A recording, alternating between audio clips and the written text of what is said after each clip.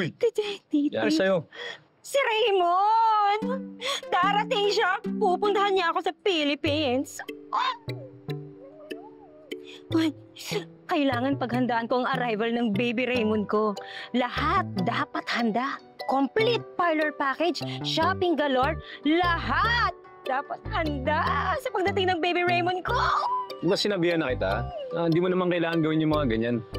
Excuse me, ginagawa ko to para sa sarili ko. At saka para maganda yung first impression ng tao. Manong, baka sakaling makita niyo ho ito, pakisabihan naman ho kami. Sige po, ma'am. Salamat ho ah. Ako kaya, kailan mo kaya ako makikita? Ha? Anong sinasabi mo? Kailangan natin mahanap si Aling Eva. Kaya nga pa mo, saan kayo nahanap? Sa dating app lang, ano ba? Paano ka nakasiguradong siya talaga yung kausap mo? Paano kung scammer yan? Kriminal? O hindi kaya serial killer? Paano ka nakakasiguradong matinong tao yung kausap mo? Kaya ako nga kinikilala, di ba? Ano ba sinasabi mo? Halika na, magtanong-tanong na tayo. Hindi naman lahat ng nakikilala mo sa online ay yun na yung tunay nilang pagkatao. Tsaka mo lang sila makikilala pag nakita mo na sila ng personal. Yun mahirap sa'yo eh. Bilis mo matiwala. Dali mo pang ma-fall. Bakit ganyan ang tono mo? Bakit parang kasalanan ko na may kaawrahan ako? At ano bang nakain mo? Punong-puno ka ng kanigahan. Pinawarningan lang kita. Parang di ka nanonood ng TV. Teka lang nga, Gino. Buhay ko to. Kung sino man ang gusto kong kilalanin at papasukin sa buhay ko, wala ka na dun. Wala ka nang pakialam. Meron. Dahil concerned ako sa'yo. Dahil nag-aalala ako sa'yo. Dahil gusto kita, Jana. Okay, alam ko na to eh. Sige na, labas na kayo. Ano na, labas na, di ba? It's a prank! Ikaw for the content ka. Pero sana naman ilugar mo, hindi yung nasa kalagitnaan tayo ng paghahanap kay Aling Eva. Hindi ako nag-joke. At talong hindi ako nagpa-prank. Totoo yung narinig mo, Jana. Type kita matagal na. Yung personality mo, napapatawa mo ako, napapangiti mo ako. Okay, kung totoo man yung sinasabi mo, salamat. Pero kasi Gino, wala naman akong ibang nararamdaman sa'yo kundi pagiging kaibigan. Maghanap ka na lang ng iba, pero ngayon ang kailangan nating hanapin ay si Aling Eva. May mas mahalaga tayong kailangang gawin.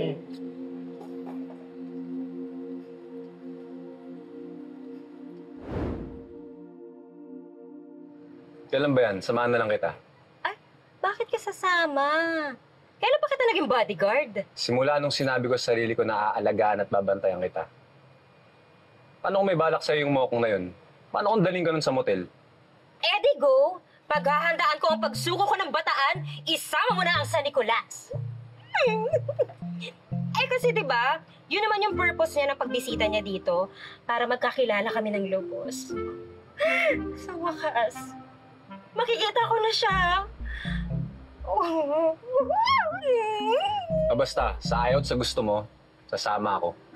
Ay, desisyon ka ha? Baby, I pick you up. Airport na iyat. Terminal. One? Airport.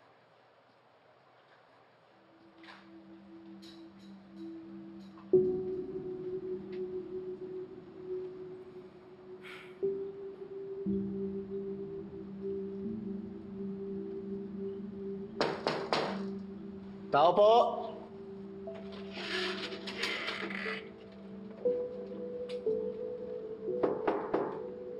Tao po! Sandali lang.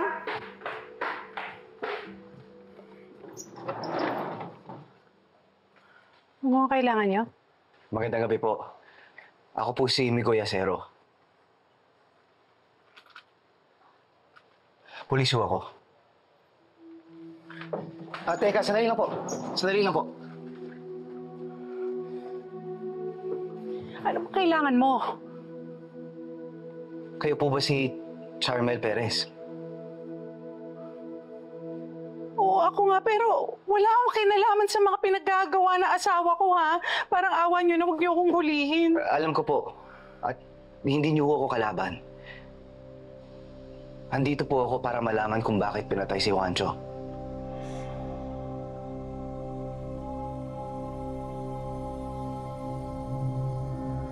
Ina-expect ko naman ang mangyayari to. Pero ngayon kinakabahan ako para kay nanay. Ngayon lang nagsisingkin sa akin kung gaanong kadelikado to.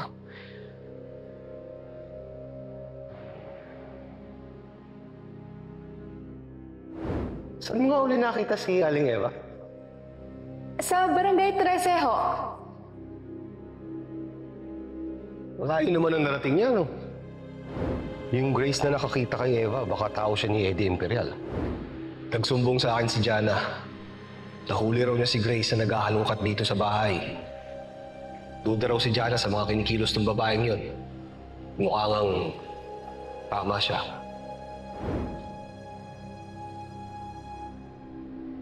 Tinanong ko siya kung saan namin pwedeng ihatid pero hindi niya daw maalala. Hanggang sa may nakapagsabi sa amin na may nawawalang ali daw dito sa San Nicolas.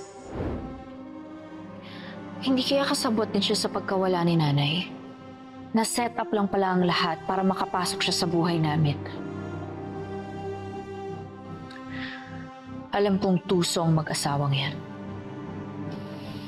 Tinapatan nila ako. Pumasok ako ng Velma Beauty at may pinapasok rin sila sa bahay namin.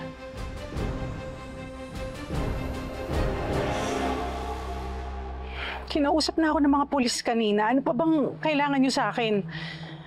Huwag niyo na akong guluhin. Kailangan ko makaalis. Hinaantay na ako ng mga anak ko. Alam ko pong mahalaga ang kaligtasan ninyo at ang anak ninyo. Pero hindi po ba kayo nag-aharap ng hustisya sa pagkamatay ng asawa ninyo? Sa halip na ipaglaban niyo siya, parang gusto niyo mawala na parang bula. Hindi naman ordinaryong tao ang pumatay sa asawa ko.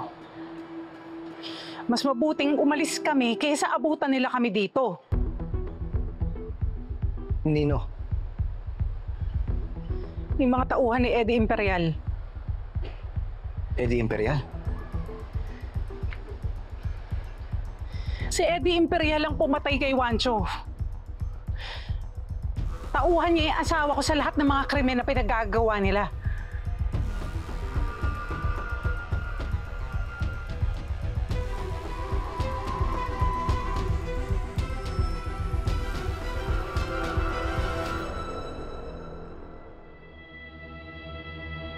Basta-basta mo na lang ba itatapon lahat ng pinaghirapan mo, Noreen?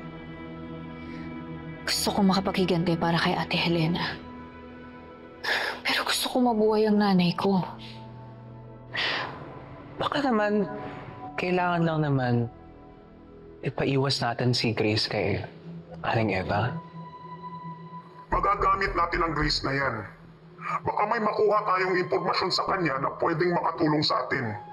Kapag nagamit na natin siya, saka na natin siya ilayo kay Aling Eva. Ngayon ka pa ba susuko, Noreen?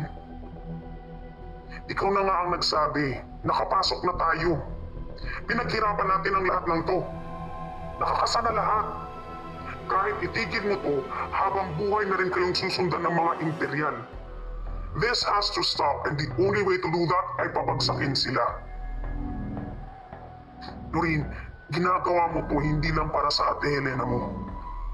Para na rin sa kaligtasan ng nanay mo.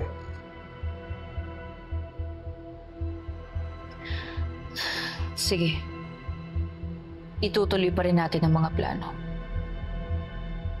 Pero meron akong hihilingin sa inyo para masigurado kung walang mangyayaring masama sa nanay ko.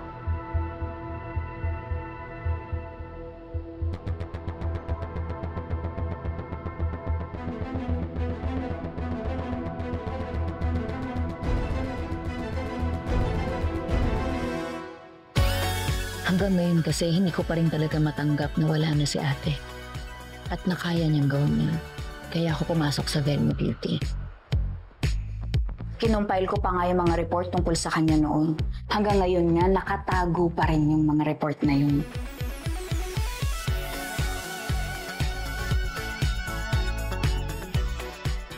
lalaki ang natagpo ang patay sa isang dump site sa Pulang Sapa. What can I say, Juancho? Di ba susunod ko sa'yo lahat ng babangga sa akin. Makikilala din nila ang tunay na Eddie Imperial. Sakali daw na may mangyari masama sa kanya, ito makakapagpatunay ng mga kasamaan ni Eddie Imperial. Basta siguraduhin mo yung media blackout na yan. Sino yung kausap mo? Just Bert, as usual. I think this is a time na kailangan ko maging stay-at-home wife sa'yo. Nothing more, nothing less. Sounds lovely. Velma Beauty, bright and light conceal. Embrace the pain from your experience. Kumbaga lahat